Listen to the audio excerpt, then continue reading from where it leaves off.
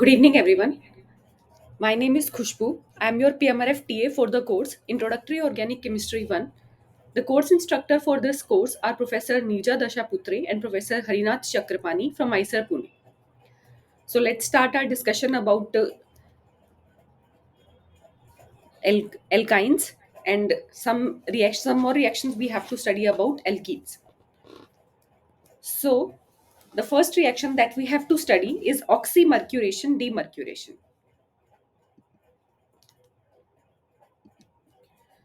So what are the ways that we can use to hydrate a double bond? Hydrate means addition of water across alkene. So if we have an alkene, for example here we have this cyclohexene. So when we are one way to hydrate this alkene is using aqueous acids. That means this reaction works even only if when you get a stable tertiary cation, and the cation that is whatever is generated is trapped by the aqueous solvent. So in this case,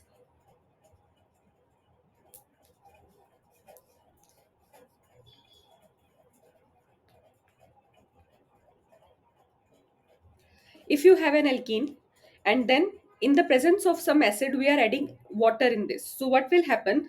Alkene will abstract the proton or from this H positive, and a carbocation will generate. In most of the cases, the most more stable carbocation will generate. In this case, tertiary carbocation is more stable than the primary carbocation, so that is generated here. And this carbocation was trapped by water, and after the removal of H positive ion we will get our tertiary alcohol. One another way to this hydrate the double bond is oxymercuration demercuration, where we treat this alkene with mercuric acetate in the presence of water, and what we will get similar case as that of the bromonium ion condition, where we are reacting our alkene with the bromine. So in this case, this alkene is reacting with mercuric acetate. So when alkene reacts on the mercury, then one of the acetate group will leave and it will form a mercurinium ion. Now this mercurinium ion, then water attack from the back side at the more substituted carbon, because the carbocation character is more at that carbon, and the ring will open up leading to the formation of this intermediate. Then after the loss of proton it will form this alcohol along where its alpha position has carbon mercury bond.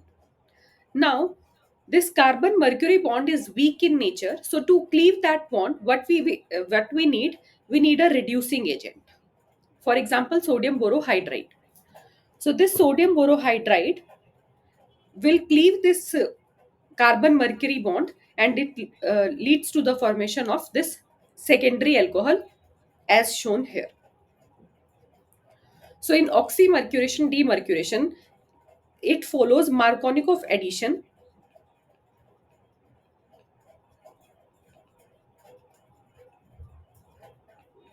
and firstly the mercury will attach at the less substituted site, and hydrogen and carbocation will generate at the more substituted position, and then that is trapped by the water. And to cleave this carbon mercury bond, we are using NaBH4, that leads to the formation of more substituted alcohol. So in case of oxymercuration demercuration reaction, we will get more substituted alcohol as our product.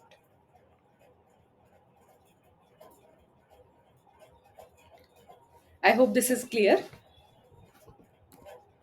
Now the next reaction is, same reaction is possible with alkynes also. So if we have an alkyne and we are reacting it with mercuric acetate, so similar way this alkene will attack on the mercury and one of the acetate will group leave, and this mercurinium ion will form first. Then water is attacking at the more substituted side, leading to the formation of this enol, and then this enol will tautomerize to form ketone. So first intermediate that formed is your ketone with alpha to which your carbon mercury bond was there.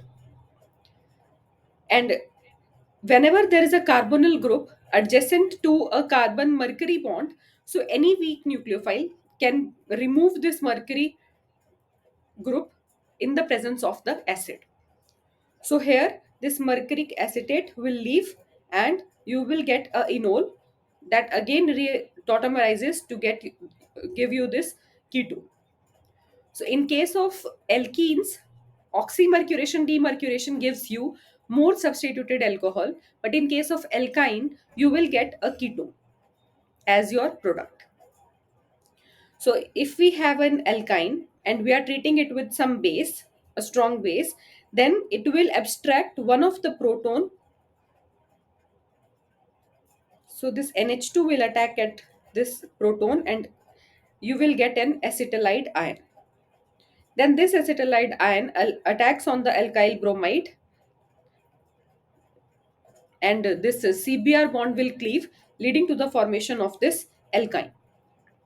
This alkyne, on reaction with mercuric acetate in the presence of some acid source and water, will give you methyl ketone. So, in case of alkyne, product is methyl ketone, depending on the group present in your alkyne, and from alkene, you will get a substituted alcohol.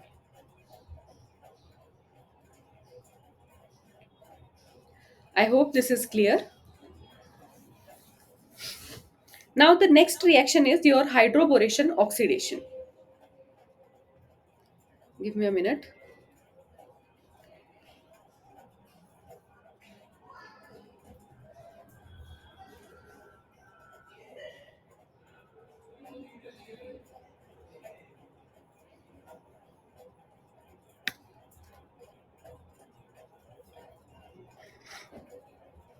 So your next reaction is hydroboration oxidation. Now for like boranes including BH3 and its analogs where your H is replaced by some groups, but one of the hydrogen should be present at the boron to undergo this hydroboration oxidation reaction. So this boranes or its analogs add to the alkene to make a new CH bond and a new CB bond. So what will happen when we have an alkene? So it attacks the empty p orbital of the boron, and indeed this hydride is shifted to the carbon carbon double bond, so leading to the formation of this alkyl borane, that where your CH and your CB bonds are syn to each other. So syn CH and CB bond will form. After the formation of this CH and CB bond that are sent to each other, now the next step is then you have to break this CB bond and the alcohol will form at the less substituted site. So, as in the previous case, we saw oxymercuration demercuration gives you more substituted alcohol, but hydroboration oxidation gives you less substituted alcohol. So if you have this alkene, so if we are treating it with mercuric acetate in the presence of some acid source, then you will get a more substituted tertiary alcohol. But if we are treating it with some borane source and peroxide and NaOH, then you will get a less substituted alcohol. Now, how we can alkylate these boranes? So, if you have BH3, then any base on sorry when you have borane and we have an alkene, so alkene will attack at the boron empty p orbital and hydrogen will shift towards the alkene carbon. So after the first addition of or one alkene addition, you will get this one alkyl borane.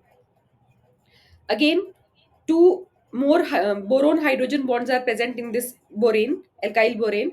So two more moles of alkene could react, and it will leads in the formation of this trialkyl borane. Is this clear?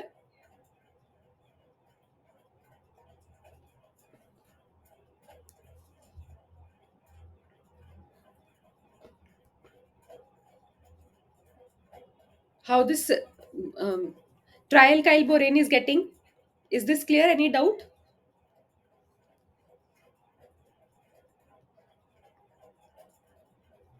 Okay. After that,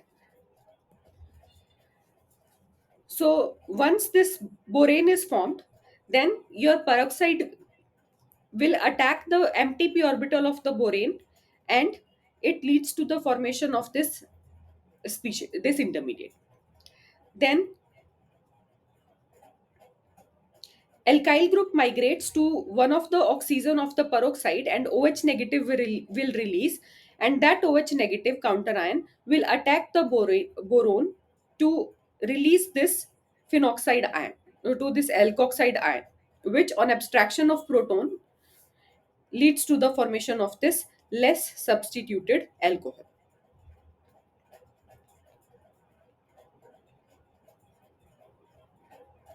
So this is the mechanistic representation, that firstly your alkene will attack on the boron, and the boron hydrogen bond cleaves in such a way that hydrogen will attach to the alkene. Then this alkyl borane will form. Then your peroxide will attack at the p orbital of the boron, and then after the migration of the alkyl group to the oxygen of the peroxide and removal of this OH negative group here, then this will attack at the boron, leading to the formation of your less substituted alcohol. So oxymercuration demercuration gives you a more substituted alcohol, and hydroboration oxidation gives you a less substituted alcohol. Then after that, the next type of reaction that we have to study is dihydroxylation. Now, what is dihydroxylation? That means when we are treating an alkene with some source and we are converting it into a diol. So, one such reaction is possible with the opening of epoxide. So, as we know that alkene on reaction with MCPBA or any peroxide source leads to the formation of this epoxide. Now, this epoxide is above the plane of the cyclohexane. So, on reaction with water in the presence of this perchloric acid, so water will attack from the backside of this epoxide, leading to the formation of leading to the opening of this epoxide, and your antidiol will form. Why anti? Because this epoxide is above the plane of this ring, and water is attacking in the SN2 fashion, so inversion will takes place at that particular center. So here water is attacking from below, and your ring opening takes place, leading to the formation of this antidiol. Now for getting antidiol, this method is okay, but if we want a syndiol, then some other method we need. So one such method is reaction of your alkene with osmium tetraoxide. So whenever we have an alkene and we are treating it with osmium tetraoxide in presence of acetone or water, we will get our syndiol. How this reaction proceeds? So this alkene will react on one of the oxygen. Electrons will push towards osmium, and through other osmium oxygen bond, this will react with the other carbon of the alkene. So firstly, your five membered osmate ester will form, and osmium is converting from osmium 8 to osmium 6 oxidation state. That means reduction takes place. So then water will attack on the osmium, leading to the formation of this, or removal of this diol here, and we will get our syndiol. Now, in some of the cases, you will saw that along with catalytic osmium tetroxide, NMO, water, or butanol are given. Product is same, that we will get syndiol, but what is the function of NMO here? NMO is your this N-methyl morpholine N oxide that is used as a reoxidant that will convert osmium 6 again to osmium 8, so that only catalytic amount of osmium tetroxide is sufficient for completing the conversion of alkene to the diode, or for the complete conversion of alkene to the diode. Is this clear? Why we are using NMO?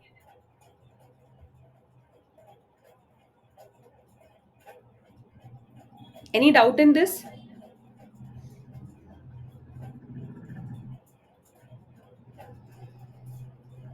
Am I audible to everyone?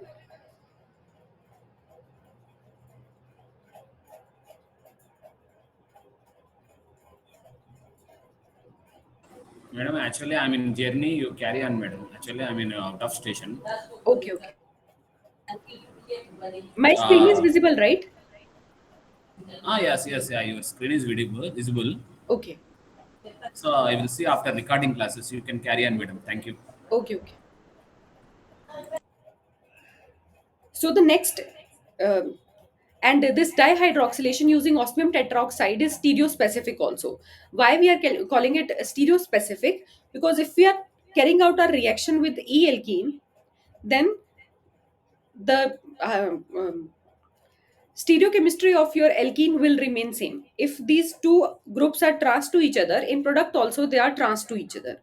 So the two hydroxyls added syn to each other, because dihydroxylation using osmium tetroxide will give you syn diol. Similarly, in the case of Z alkene also syn diol will form, and whatever groups are there that will be that are will cis to each other.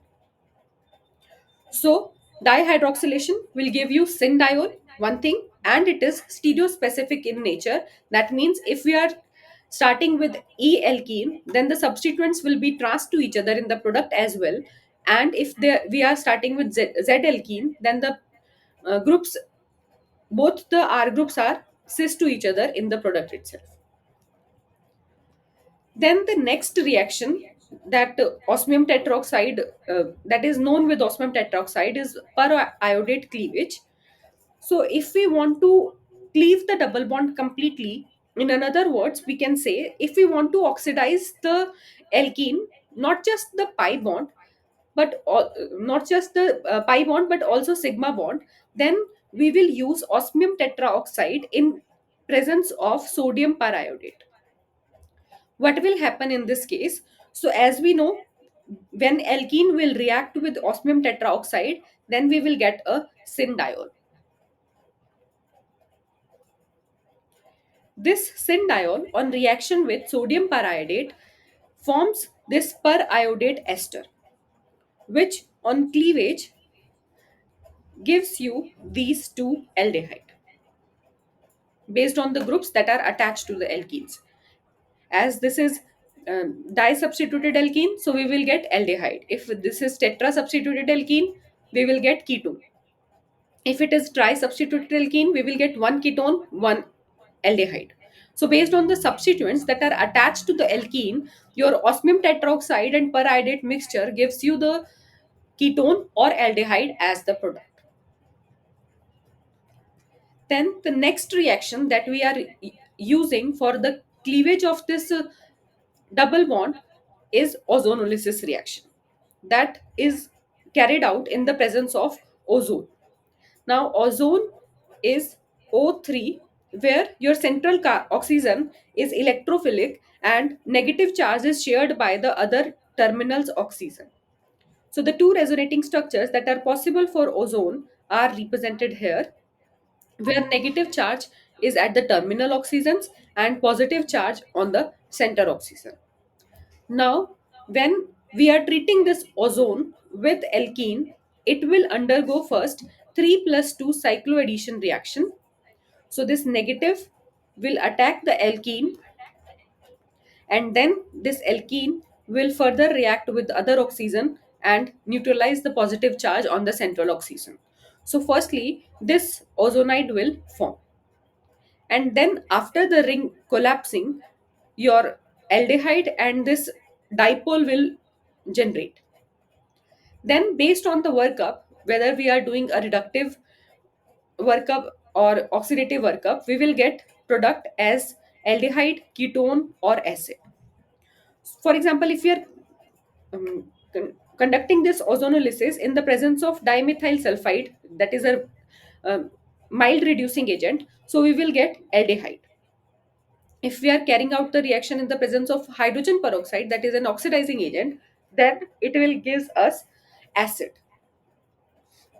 And if we have if we are carrying out ozonolysis in the presence of a reducing agent, that is sodium borohydride, we will get alcohols.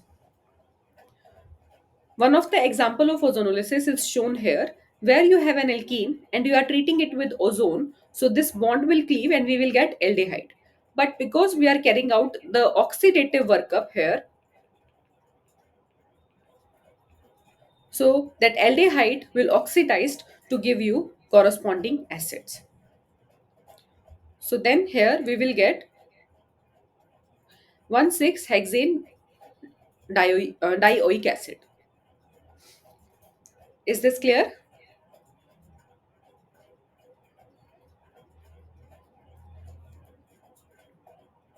Okay, let's move ahead. So, what is the mechanism that this reaction is going through? So, you have an alkene and you have an ozone. So, firstly, 3 plus 2 cycloaddition give you your primary ozonide, which we will also called as molozonide. That is very unstable, and after the ring opening, it will give you a carbonyl compound and dipole that will react in reverse fashion, that this nucleophilic oxygen will attack the sorry. So your nucleophilic oxygen will attack the electrophilic carbonyl carbon, and your nucleophilic oxygen of the carbonyl carbon attack the electrophilic carbon of the dipole, leading to the formation of this 1,4,1,2,4 trioxylane, which we will also called as ozonide. This ozonide on it can undergo two type of workup. If you are treating it with H2O2 aqueous H2O2, that means in oxidative workup, then it leads to the formation of, where you have both the substituents as R, you will get a ketone. And if one of the substituent is hydrogen in that case, so from that you will get a carboxylic acid. And if you are doing this reaction in the presence of dimethyl sulfide or some zinc in the presence of acid, then you will get a ketone and a aldehyde based on the substituents that are attached to the carbon in the in this ozonide. Then the next sort of reaction that alkenes show is catalytic hydrogenation, where we are reducing this ketone, sorry, where we are reducing this alkene to form alkanes. So alkene in the presence of hydrogen and palladium on the support of charcoal, we will get this cycloalkane, cyclohexane in this case particularly. So the first step of this reaction, of this hydrogenation reaction, is the chemical absorption of hydrogen onto the metal surface. So you have a metal surface of palladium, and then hydrogen will adsorb on this surface. Then hydrogen hydrogen bond will break so that the hydrogen is equally distributed on the metal surface. Then organic compound will come and coordinate with this metal surface, and one of the hydrogen will transfer to one of the carbon of this alkene, and it will form a bond with the other carbon. Then other hydrogen atom will transfer to this, and this bond will cleave, leading to the formation of your resulting alkene. Okay, so this is the way your hydrogenation is carrying out. Now, instead of palladium charcoal, we can also use platinum oxide in the presence of some acid. That will also leads to the formation of your cis and trans alkane. So in this case also, firstly, hydrogen adsorbed on the catalyst surface and hydrogen-hydrogen bond will cleave, leading to the formation or equally distributed hydrogen on the metal surface. Then your alkene will coordinate to the catalyst. If both the hydrogens are delivered from the same phase, then it leads to the formation of cis product that will predominate in this case. But if hydrogen is transformed from the other phase, then there are some chances of formation of trans product also. Also, when you have a alpha beta unsaturated ketone,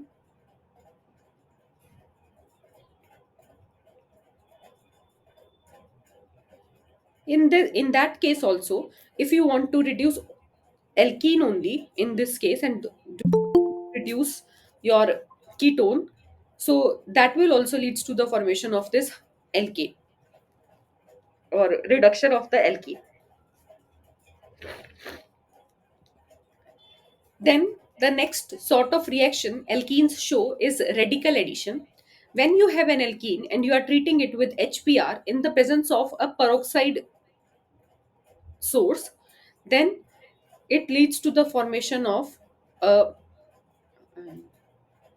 like in the if this reaction will follows ionic mechanism, then you will get more substituted bromide.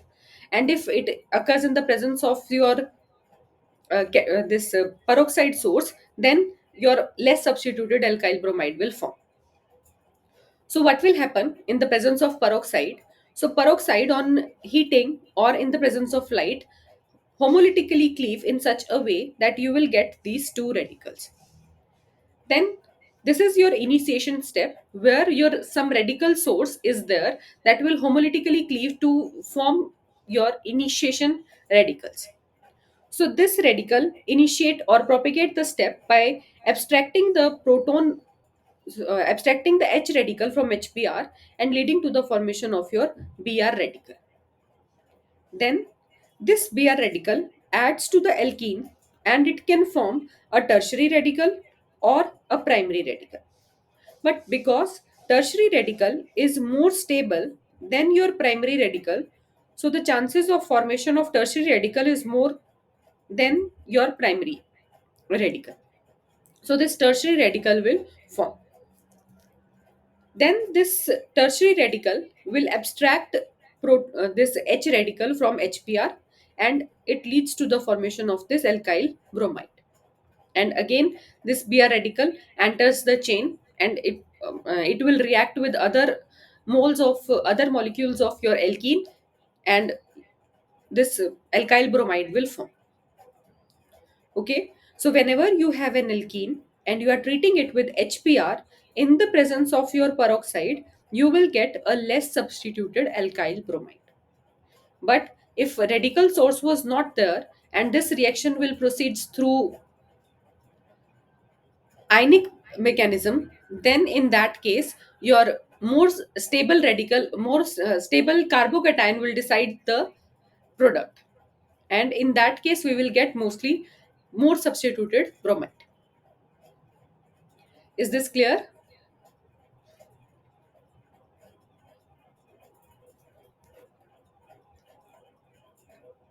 Then one more thing. In the case of HBr, this is fine that we are getting a alkyl bromide. And at the less substituted side, we are getting the bromide. But what happen if we are treating it with bromine instead of HBr? So again, bromine, sorry, your bromine in the presence of light homolytically cleaves to give you bromide radical, bromine radical.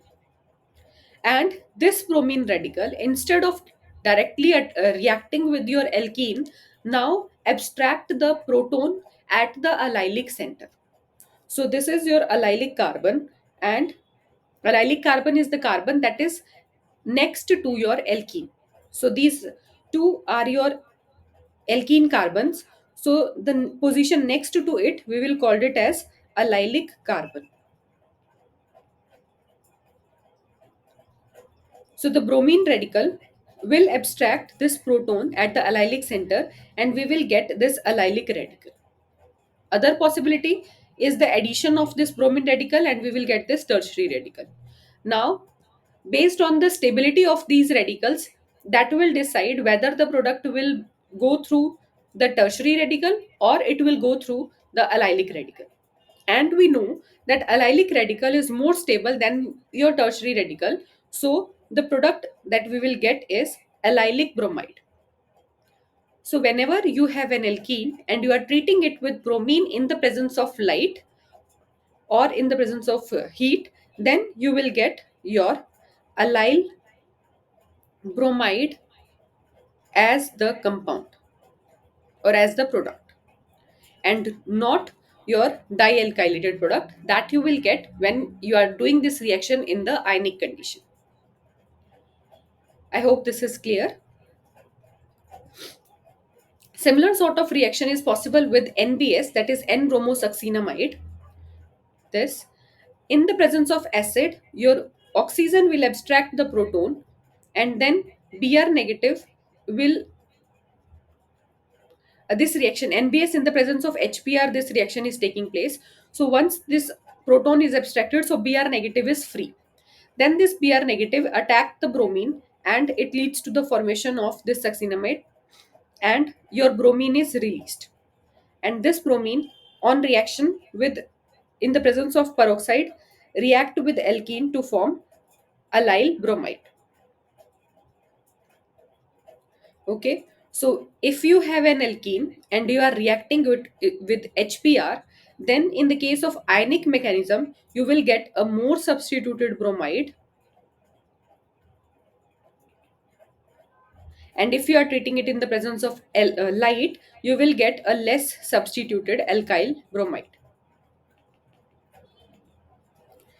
Similarly, if you are treating it with bromine, then in the ionic mechanism, you will get a dibromo compound, and in the presence of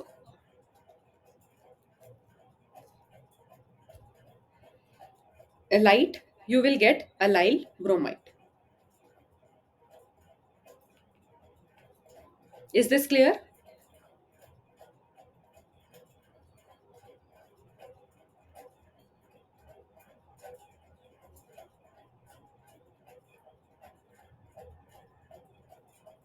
Any doubt?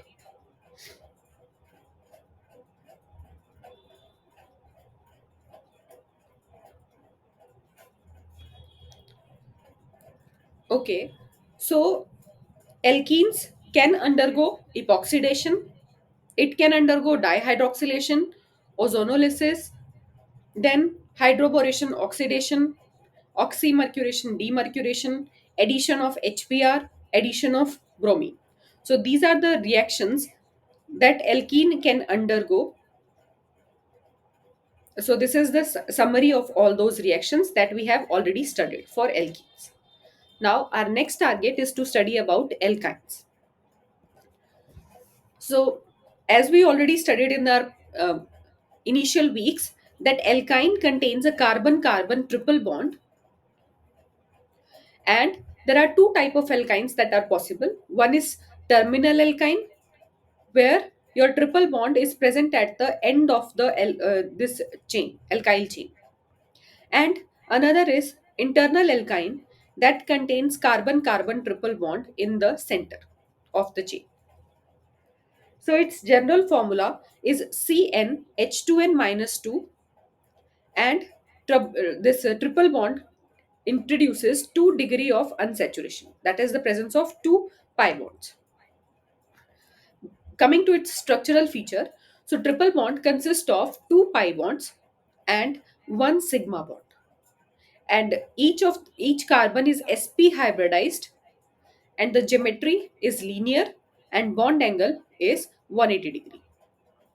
So your sigma bond is formed by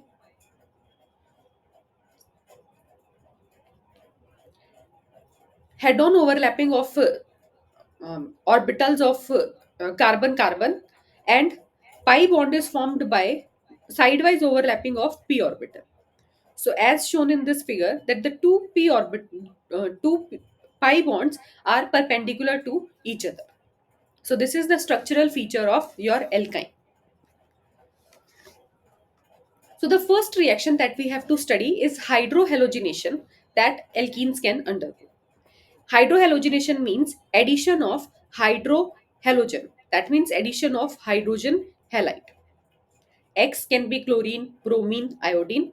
So this is the same sort of reaction that alkenes will also underwent.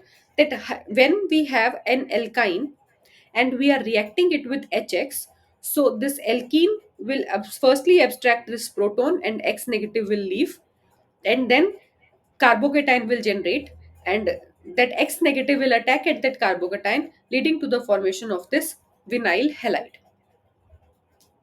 Vinyl is the carbon that is involved in the pi bond formation. So if you have this carbon carbon double bond, then both these carbon, and if any substituent is attached with that, then we will call it as vinylic substituent.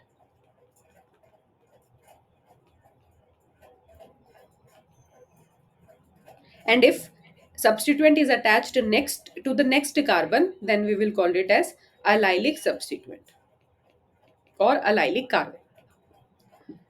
So after the addition of one mole of HX, we will get vinyl halide. And if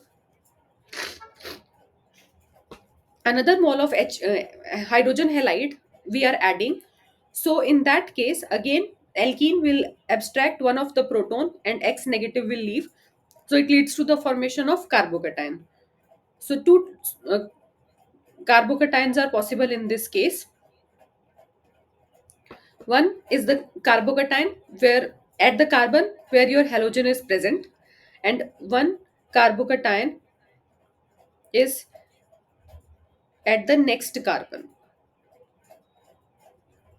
So as we know that because of the presence of the lone pair of halogen at the carbon where your carbocation is present, this carbocation is more stable because of the delocalization of electron with that of the lone pair of the halogen.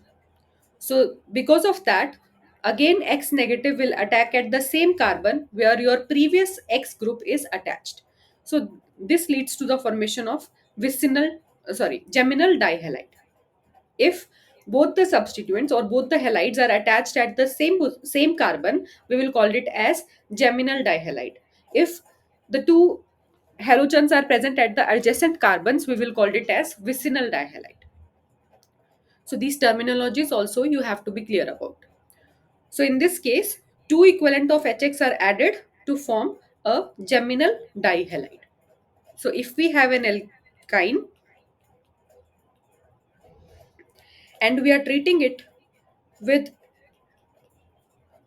hydrogen halide, excess hydrogen halide, then it leads to the formation of your geminal dihalide. Is this clear?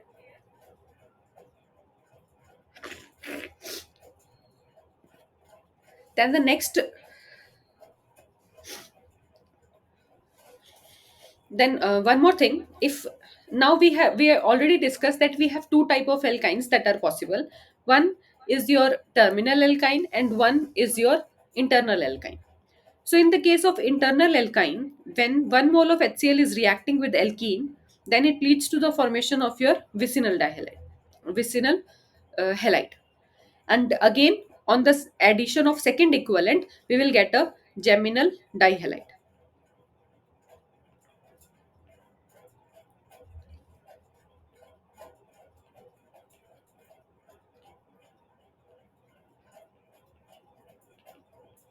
And in the case of terminal alkyne also, firstly it will form vicinal halide, and then again by the addition of HBr, you will get a geminal dihalide. So with only one equivalent of HX, the reaction will stop at vinyl halide. If you want to stop that reaction to get vinyl halide, then equivalents you can control to stop the reaction at this stage. But if you are adding your hydrogen halide in excess, then based on the Markovnikov rule, you will get geminal dihalide as your major product. Then the next reaction is halogenation reaction, where we are doing the addition of halogens to the alkyne.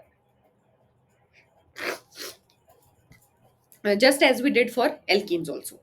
So alkyne on reaction with halogen, first it leads to the formation of your um, bromonium ion or your chloronium ion in the case of chlorine, and then chloride or bromide will attack from the back face of the that bromonium ion, or leading to the opening of that ring, three membered ring, and you will get a trans dihalide in the first case. So what will happen, firstly after the attack of this, you will get a halonium ion, and then your X negative will attack from the back face, leading to the formation of a trans dihalide. Again, if you are treating it with excess halogen, then you will get a tetrahalide. In this case also, addition will be trans to each other. So for example, if you have this butene, then in the presence of chlorine, firstly it leads to the formation of trans dichloride, and then it leads to the formation of tetrahalide on adding excess chlorine. Then the next reaction that alkynes show is hydration reaction, that means addition of water. So directly in the presence of acid also that reaction is possible, but the reaction that we will discuss here is your oxymercuration demercuration.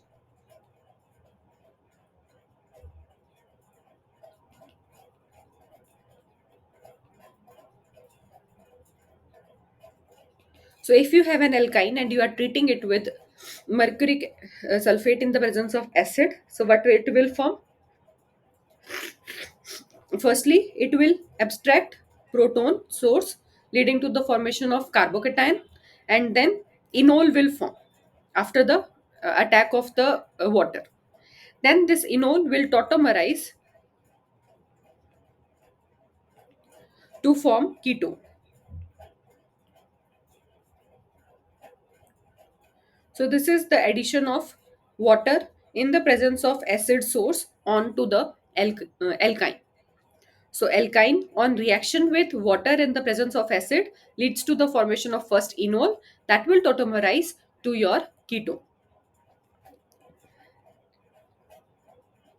So internal alkynes undergo hydration with concentrated acid, and terminal alkynes can undergo additional uh, or this addition of water with HgSO4, and the product you will get by Markovnikov addition of water. That means more stable carbocation will form.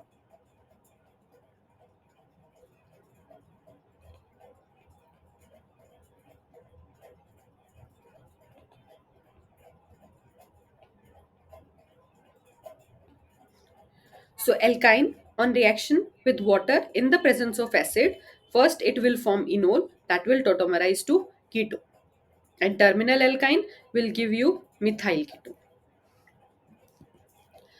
Then tautomers, what are tautomers? So these tautomers are your constitutional isomers that differ in the location of the double bond and the hydrogen atom. In case of resonating structures, there is a difference between the tautomers and the resonating structures. In resonating structures, only the pi electrons will migrate. Your position of your atoms will not change. But in case of tautomers, your pi electrons and your atoms will change their position. So if in this case, if we have this enol form, so your hydrogen is migrating from oxygen to one of the carbon of the alkene, and your sigma bonds are also migrating.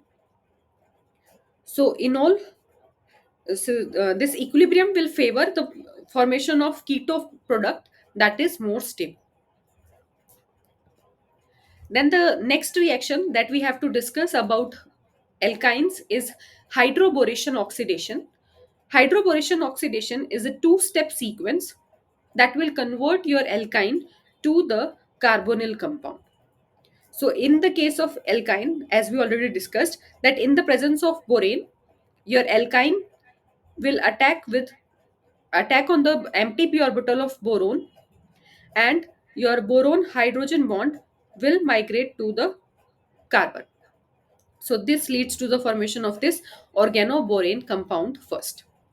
Then your peroxide will attack the boron, then migration of carbon to the oxygen. One of the peroxide oxygen will takes place, leading to the formation of this enol. How this that transformation is happening? Your peroxide will attacking the boron, so this forms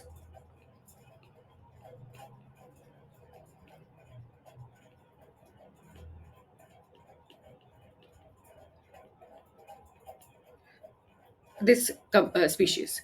Then migration of carbon to the oxygen, then it leads to the formation of OBH2. Then your OH negative will attack the boron and this enol will form. So this will leads to the formation of this enol. And then this enol will tautomerize to give you this ketone. Okay. So in hydroboration oxidation, first addition of borane will takes place to form organoborane compound. Then oxidation of basic H2O2 forms an enol.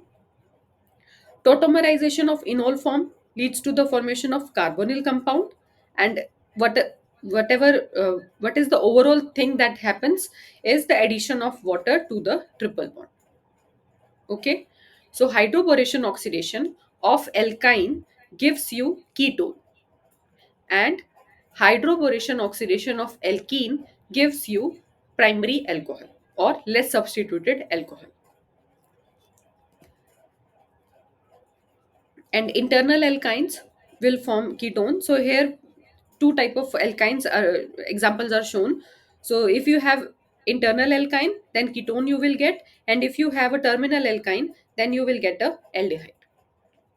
So based on the substituent that is attached with the alkyne carbon, you will get aldehyde and ketone.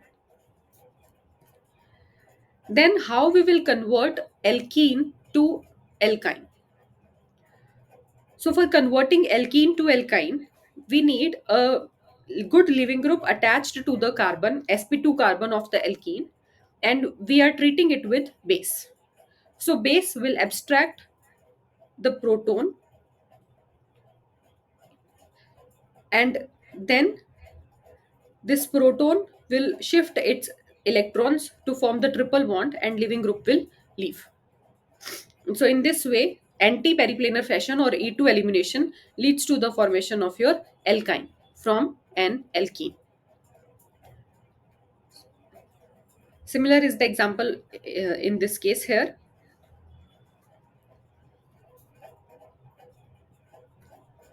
Then what are the ways that we can use to reduce the alkynes? So one such way is the Lindlar's catalyst. If we are doing hydrogenation in the presence of Lindlar's catalyst, then you will get your alkene.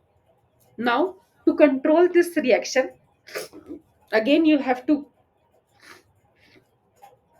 control the equivalents of your catalyst is required in very small amount so that your alkene is converted into cis alkene.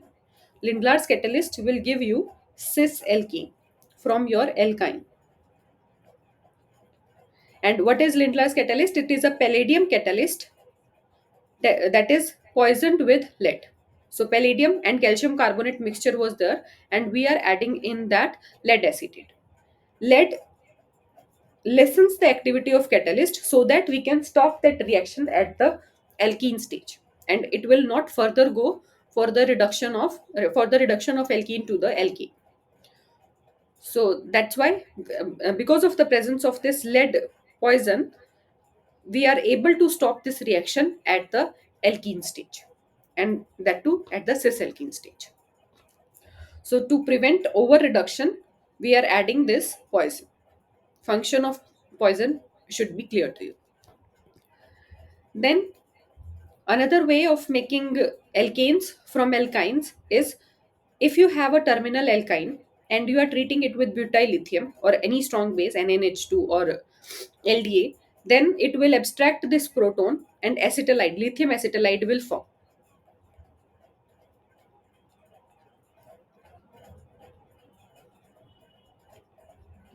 Then this lithium acetylide will attack your alkyl halide, and sorry, and it leads to the formation of this internal alkyne.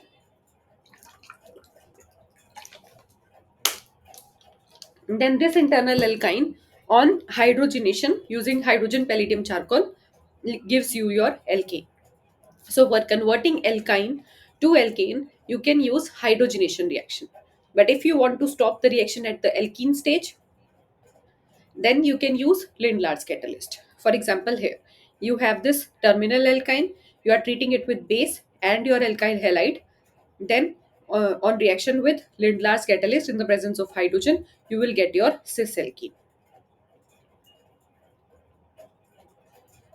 Now, the next question arises, what if we want a trans alkene from alkyne? So, the next reaction that you have to the next reaction that we can use to convert your alkyne to transalkene is Birch reduction using sodium and liquid ammonia. So Birch reduction will convert alkynes into transalkene, and Lindlar's catalyst will convert your alkyne into cisalkene.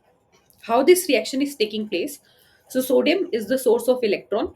It will provide electron to one of the alkyne carbon, and then it, in the presence of the electron source, it will break homolytically, and one of the electron is provided by sodium. So radical anion will form. Then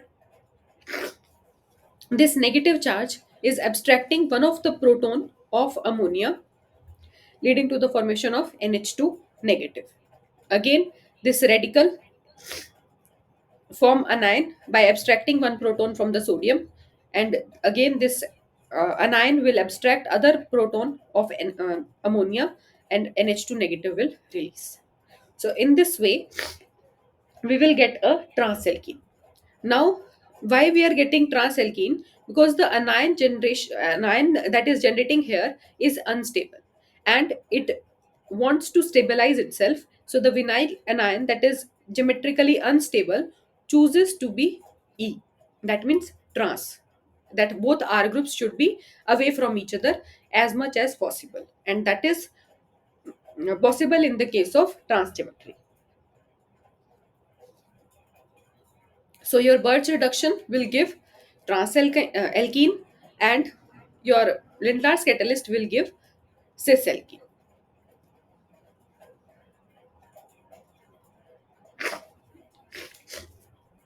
One more condition that we can use to convert your alkyne into transalkene is using lithium aluminium hydride. So lithium aluminium hydride also will convert your alkyne to transalkene. So one of the example is, if you have this alkyne and you are treating it with the Lindlar's catalyst, then you will get cis-alkene as the major product. And if you are treating it with lithium aluminum hydride or Birch condition, you will get your transalkene as the major product. One more example of this of alkyne, in the presence of Lindlar's catalyst, you will get a cis-alkene. And if you are treating it, your alkyne, with red aluminium in the presence of, and quench it with this H3O positive, then you will get a transalkene. Now, how this reaction will take place? So, firstly, your oxygen will do ligand exchange with the aluminium, and it will form this oxygen aluminium complex. Then hydride transfer will take place in such a way that the carbon that is attached with silicon and is nucleophilic in nature will attack your electrophilic aluminium, and it forms this intermediate.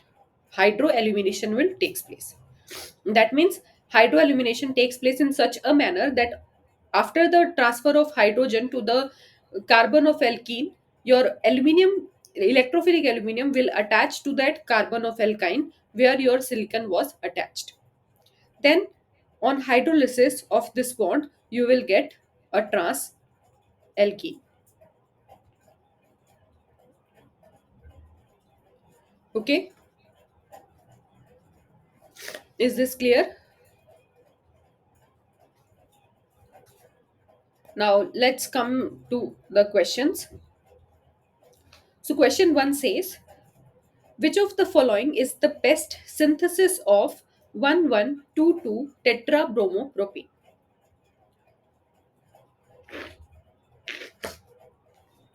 Let's write the product for all of these cases. In the first case, you have a alkene and you are reacting it with bromine. So what will happen? Now peroxide is not mentioned, that means ionic mechanism we have to follow. So it leads to the formation of your dihalo product or dibromo compound. Then second alkyne on reaction with bromine in the ionic mechanism, it leads to the formation of your geminal dihalide. We are considering the addition of only 1 mole of bromine. So this leads to the formation of this geminal dihalide.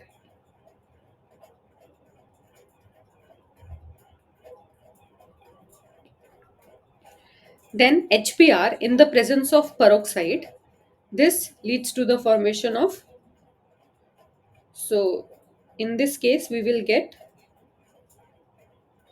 allyl bromide. So firstly, H in the peroxide,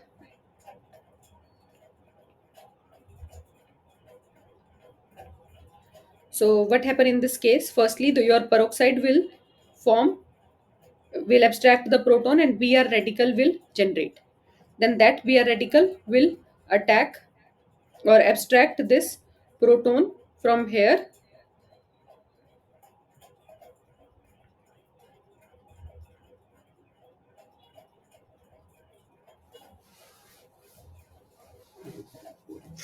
Sorry.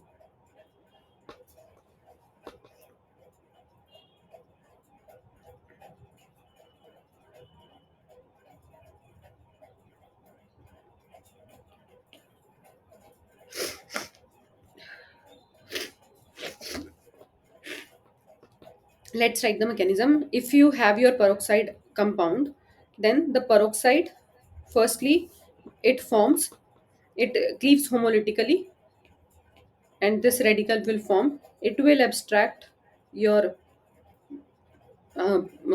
hydrogen radical, and Br radical will form. Then this Br radical will attack your alkyne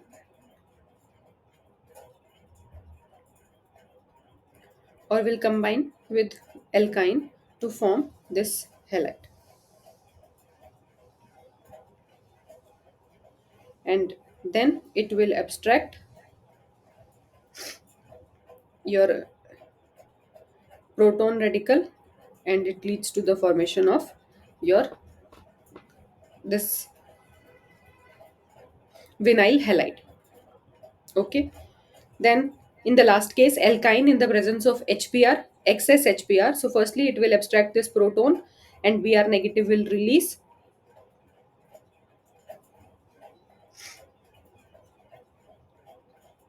And Markovnikov addition will takes place. So your carbocation will generate.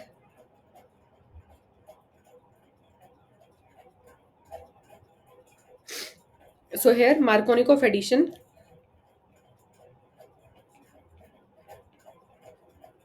will give you your product and this tetrahalide, geminal dihalide you will get.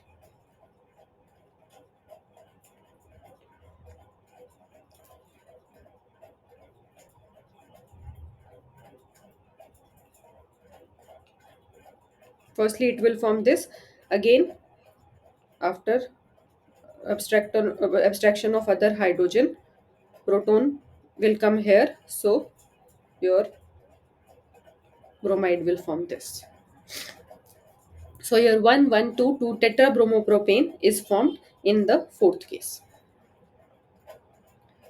I hope this is clear. Then in the reaction of alkene with osmium tetraoxide, which of the following is believed to be an intermediate? So if you have an alkene, for example, we have this cyclohexene, and you are treating it with osmium tetraoxide. So what will happen? Your alkene will react oxygen, electrons will shift towards osmium, and again your oxygen will attack the alkene. So the intermediate that is formed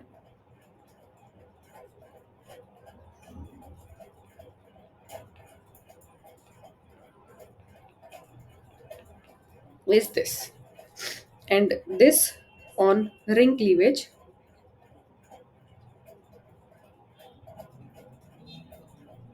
sorry,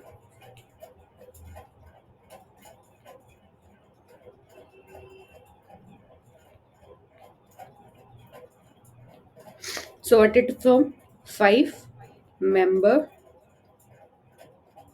osmate ester. We will call it as osmate ester. And this on reaction with water gives your syn diol. So the intermediate that formed on reaction of alkene with osmium tetraoxide is 5 membered osmate ester. Clear?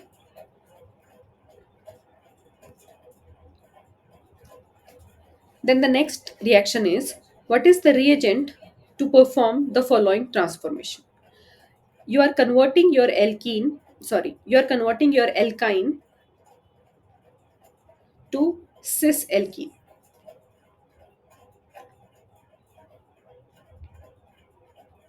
So as we already saw, in the presence of hydrogen, palladium, charcoal, you will get cis alkene. Hydrogen in the presence of Lindelar's catalyst gives you cis alkene.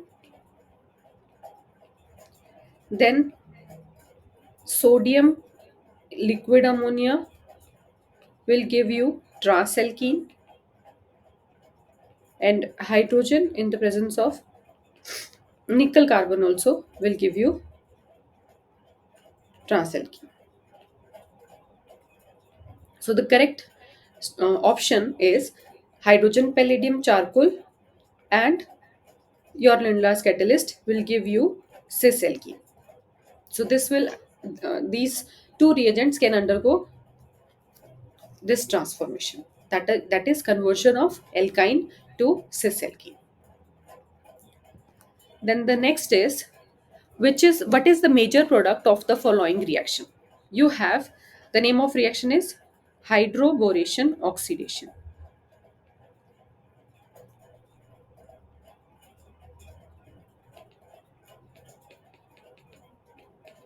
So what will happen? First of all,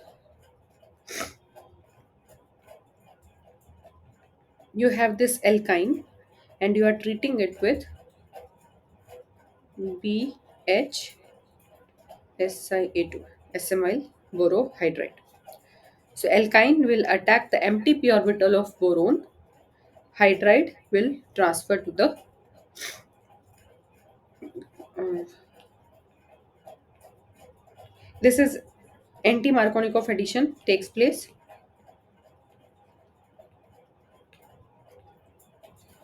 So alkyne will attack boron and hydride will attack the alkynic carbon.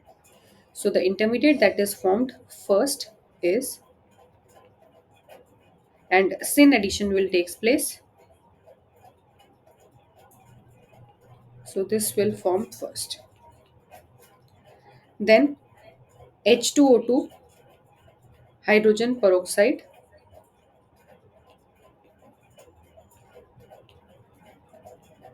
will react with boron, leading to the formation of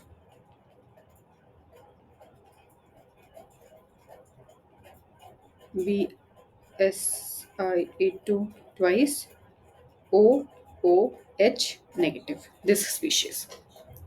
Then migration of this carbon to one of oxygen and OH negative will release. So this will form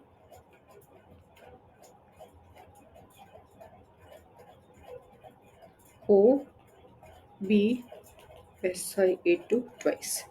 And then whatever OH negative will release in the process, that will attack the boron, and it leads to the formation of your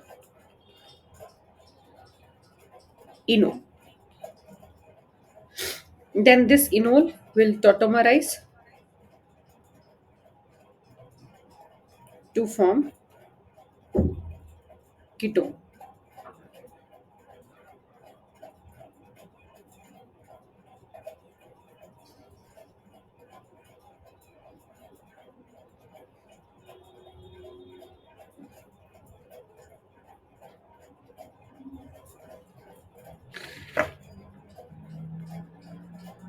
Sorry, to form aldehyde.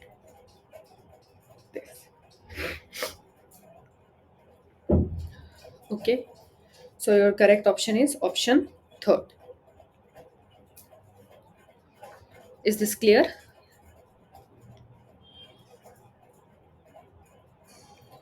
So this is your correct option. Then the next question is, which of the following will drive the reaction towards the product of the reaction? You have acetylene or substituted acetylene, and you are treating it with base to form acetylide ion. Now, in which of the base this acetylide will form? So, any strong base will form this acetylide. For example, your organolithium compound, NaNH2, or your LDA. But sodium hydroxide or potassium hydroxide are not strong enough to deprotonate this acetylide ion, or to form this acetylide ion or abstract that proton from the acetylene. So option 1, 2, and 5. Option third is correct. So strong base.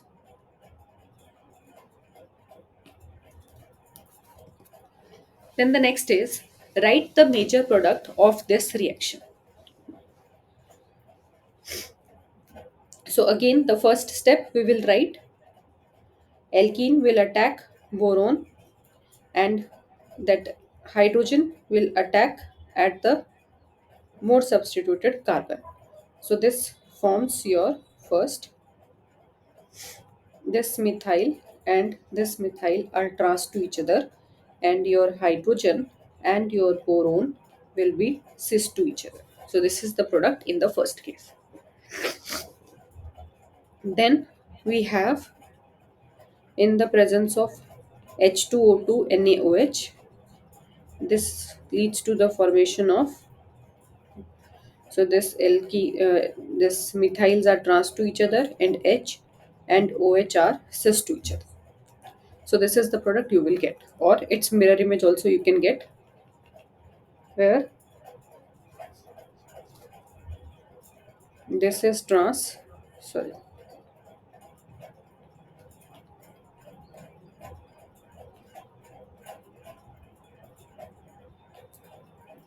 this is below, this is below, your H and OH are cis to each other. So the correct option is, first of all, your methyls should be trans to each other. In this case, uh, let's eliminate the option on the basis of regioselectivity first. So regioselectivity says that less substituted alcohol will form. Less substituted alcohol will form. So this is your more substituted alcohol. This is your less substituted alcohol, less substituted alcohol, less substituted alcohol. So this is the option that is wrong. So the option 2 and 3 we can eliminate, because this can't be your answer. Then your hydrogen and hydroxyl group should be cis to each other. Here they are trans to each other. H and OH should be cis to each other. So that means option A and option B is correct. So your correct answer is option A, first and second. Okay. Less substituted alcohol will form in the hydroboration oxidation, and H and OH are cis to each other. I hope this is clear. Then the next question is, what is the major product of the reaction of this ozonolysis reaction in the presence of dimethyl sulfide? That means reductive workup. Reductive workup. So what will happen? This bond will cleave in such a way that we have to attach carbonyl group there. So this will form one side aldehyde and other side ketone. Both side ketone, no. Number of carbons should be same. No decrease in carbon atoms. So the correct option is option first. Okay. Then a mixture of one heptine,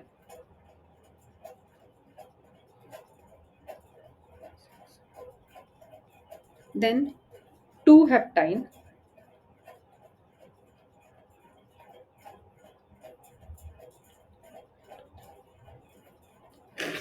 and three heptine.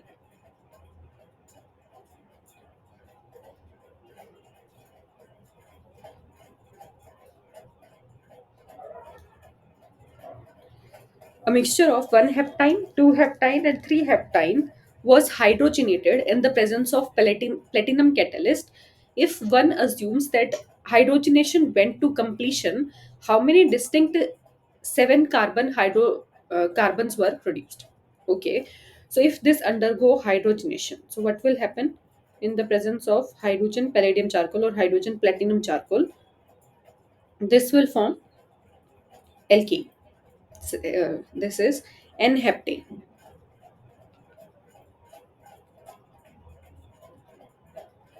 This will also forms N-heptane, and this will also form N-heptane. So they are asking how many distinct seven carbon hydrocarbons are produced. So only one type of straight chain carbon hydrocarbon is produced. Okay, so we will get only one hydrocarbon, one type of seven carbon hydrocarbon.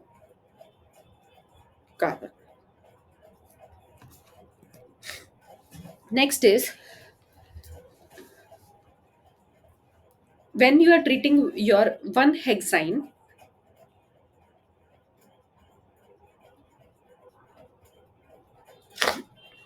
with HBr, one equivalent, so it will lead to the formation of which product? So if HBr will added, so HBr will added in such a manner that it leads to the formation of your Markovnikov addition product. So it will form this product. So this is 1, 2, 3, 4, 5, 6. So this is 2 bromo, 1 hexene. Option 2. Markovnikov addition is major product. And what it says, that more stable carbocation will give major product. Okay, so correct option is option 2. Then the next is, the reaction in question 9 goes through. So what will happen when you have this hexane and you are treating it with HBr? So this will form first your vinylic carbocation,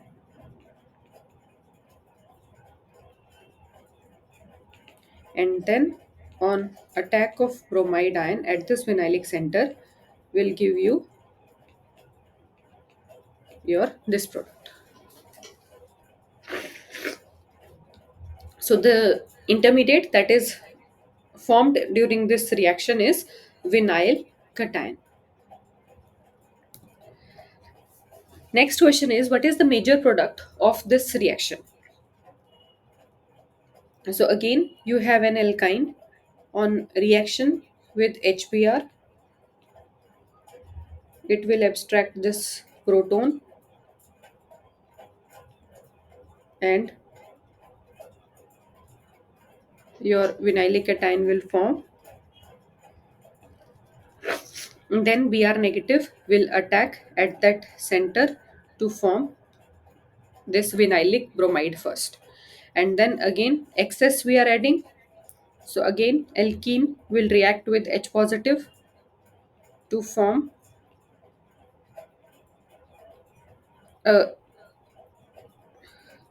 more stable product. Sorry,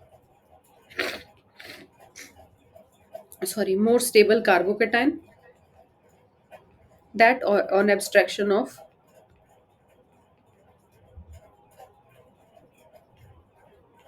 Br negative, it will form your this product. So correct option is option 2. Okay, so HBr, firstly, more stable carbocation will form. Markovnikov addition will give you the more stable carbocation, and then on abstraction of bromide ion, it will form product. Next question is, in reaction of an alkene with osmium tetroxide, what is the relative orientation of the two OH group in the final product? Okay, so if we have an alkene and we are reacting it with osmium tetroxide, so alkene will attack on the oxygen, then this five-membered osmate ester will form, and then on reaction with water,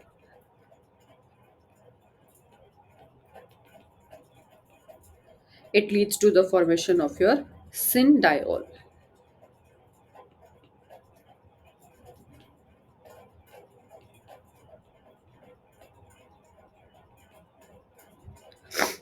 So the two groups are synced to each other. Sorry. So the two OH groups are synced to each other. Next is, what is the reagent to perform the following reaction? Again, we have already discussed that using hydrogen, palladium charcoal, and Lindlar's catalyst, you will get your cis alkene. Okay. Next question is, what is the major product of this reaction? So, in the presence of acid, you are treating alkyne with water. So, what it will do? Firstly, it will abstract the proton and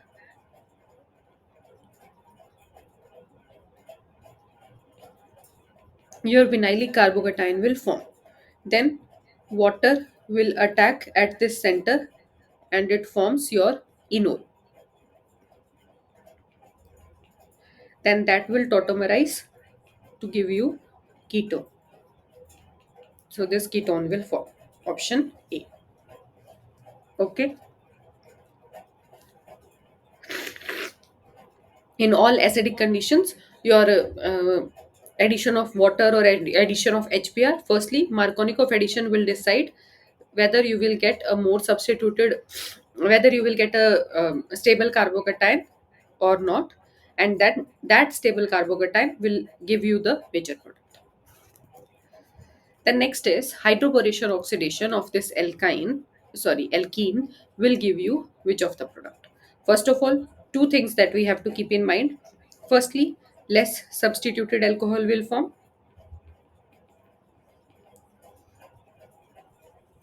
and secondly, syn addition of H and OH. So this is less substituted, more substituted, more substituted. So these two are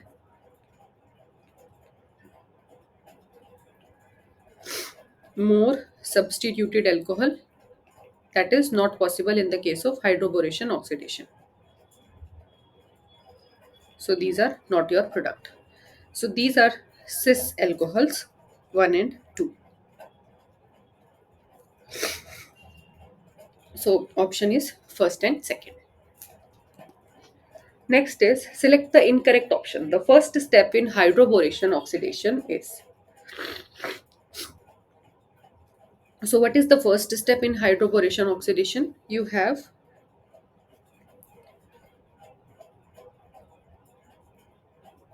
let us suppose that this is the alkene and you are treating it with BH3. So, alkene will react at this boron and this hydrogen will react with the alkyne. So, your intermediate will look like this. So, a triangular intermediate will form in this case.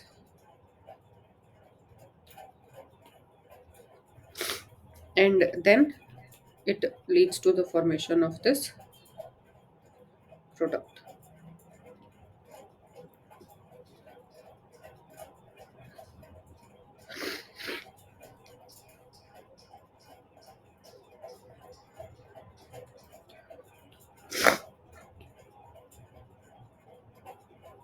Sorry,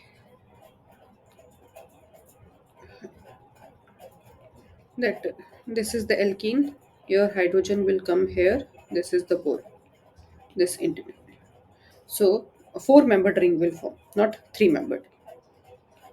So this transition state has four membered ring where bond is forming between carbon and hydrogen and carbon and boron, and your pi bond is breaking and the boron hydrogen bond is breaking. So the transition state has four membered ring in it. Correct option is option 4. Okay, you have to tell me the incorrect option. So this is a concerted addition, correct? This is a concerted addition as H and BH2 are added in concerted manner.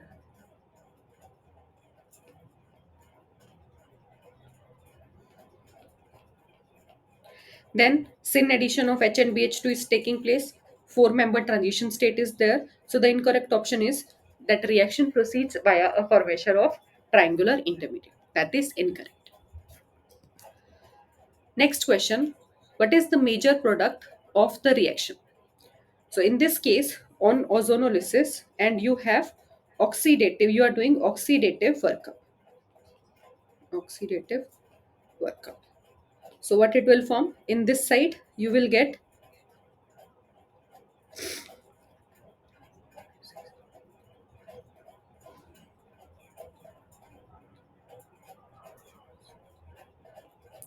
this ketone, and on other side you will get aldehyde, that on oxidative addition will give you acid. So you will get a carboxylic acid. So the correct option is both are acid? No. One is aldehyde, one is ketone? No. One is ketone, one is acid? Correct. One is aldehyde, other is acid? No. So the correct option is option 2.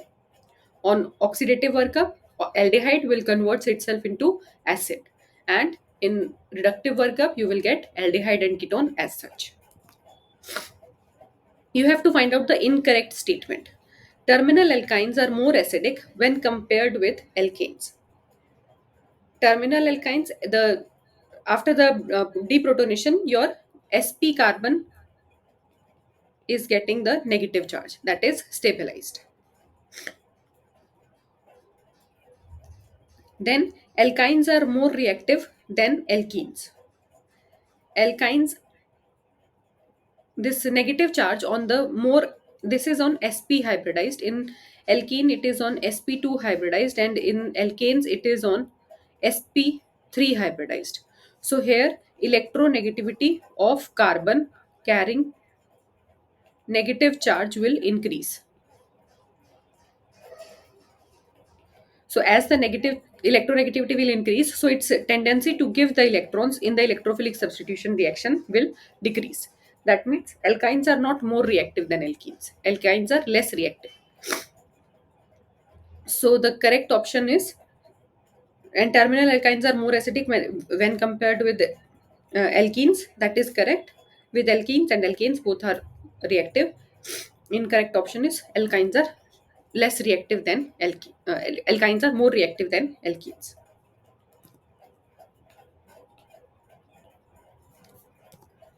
Then next question is rank the order of stability. So carbocation we have, this is secondary carbocation, tertiary carbocation, this is vinylic carbocation, and we have here benzylic carbocation. So let us discuss their stability. So benzylic carbocation, because of the presence of plus R effect, is more stable or most stable in this case. Then here we have 3, 3 and 2. 8 hyperconjugating structure. So that is more stable. Here we have 5 hyperconjugating structures. But vinylic carbocation, carbon is sp2 hybridized, and sp2 hybridized carbon does not want to get the positive charge, so that is unstable. So the most stable is option, sorry, benzylic carbocation, then your tertiary carbocation, secondary carbocation, and least stable is your vinylic carbocation. So the correct option is fourth, second, first, and third. Option C. Then next question is, what is the final product of this reaction? Okay, let us write step by step. So in the first case, you are treating your alkyne with sodium liquid ammonium. Then you will get a transalkene. This will form first. Then this on reaction with bromine in the presence of CCl4. So it leads to the formation of bromonium ion first in such a manner, and then your Br negative will attack from the back face attack, or trans it will form. So your alkyl, sorry, this dihalide groups are trans to each other. Okay, so both halides should be trans. Here both halides are cis, so this is incorrect. Here cis, this is incorrect. Alkene can't be the product, and here both alkenes and your alkyl substituents both are trans to each other. So the correct option is option 2. Okay, so we already discussed about reaction of alkynes, reaction of alkenes, and reaction of alkenes. That's all for today. Thank you. You can leave now.